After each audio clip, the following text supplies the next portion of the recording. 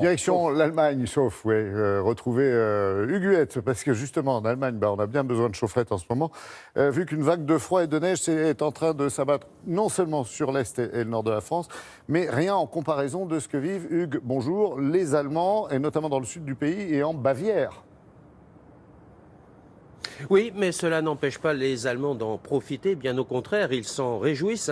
Les Allemands, vous le savez, sont de grands amateurs de camping. Il y en a plus de 3000 sur tout le territoire. C'est d'ailleurs le troisième pays à avoir autant d'équipements après la France ou encore les États-Unis. Les Allemands sont aussi, vous le savez, très friands de nature. Et en hiver, tout particulièrement en Bavière, eh bien, un certain nombre d'Allemands se rendent dans des campings. Ce ne sont pas trois malheureux mètres de neige qui vont empêcher donc ces amateurs de rallier leur caravane ou leur camping-car. Alors évidemment, ça ne s'improvise pas, il faut s'équiper en conséquence, il faut aussi travailler un tout petit peu pour pouvoir accéder et déblayer le terrain et accéder donc à ces fameux camping-cars. Évidemment, il faut aussi oublier toute notion de confort parce qu'il n'y a bien sûr pas d'eau courante, mais voilà, vous allez le voir dans ce sujet réalisé avec François Baudonnet et Brice Boussoir, eh bien que ces Allemands finalement s'en sortent très bien et qu'il y a une très chaleureuse ambiance.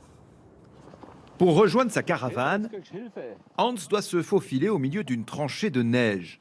Ici, en Bavière, à la frontière avec l'Autriche, il est tombé plus de 3 mètres de poudreuse, du jamais vu depuis 100 ans. Mais cela ne le décourage pas, lui qui vient ici chaque hiver depuis un quart de siècle. Nous, les campeurs d'hiver, on s'y connaît, nous sommes toujours très bien équipés. Nous avons toujours des pelles et des grattoirs. Pour les campeurs qui n'ont pas pu venir, la situation est critique. Leurs mobil-homes peuvent être écrasés. Mais il y a aussi des avantages. La bouteille de gaz est plus facile à transporter dans ce petit paradis. C'est aussi beau que le Canada en hiver. Il n'y a rien d'aussi beau. Un climat rude, bien pratique également pour faire refroidir les œufs durs. Hannelore et Hans commencent d'ailleurs toujours la journée par un copieux petit déjeuner, bien allemand, avec des amis campeurs comme eux. Quand je viens ici avec mes enfants, ils font du ski. Ils adorent. Non loin de là, les vacanciers donnent volontiers un coup de main pour dégager le toit du restaurant qui menace de s'écrouler. C'est assez difficile. Il faut y aller tranquillement. Et ça fait faire du sport aussi. Et après l'effort, le réconfort, demain une nouvelle vague de neige est attendue. Bon, Hugues, on l'a vu sur les images excellentes de Brice Boussoir, effectivement, il y a eu des chutes de neige assez exceptionnelles, donc j'imagine quand même quelques désagréments en Allemagne.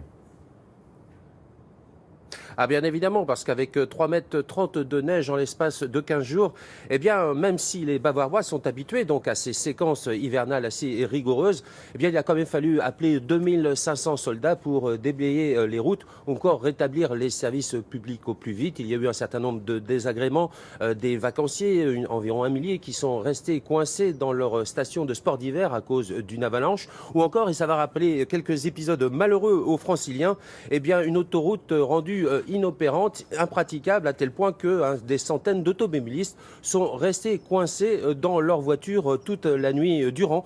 Donc vous le voyez, des désagréments qui ne sont pas tout à fait étrangers aux yeux d'un certain nombre de Français.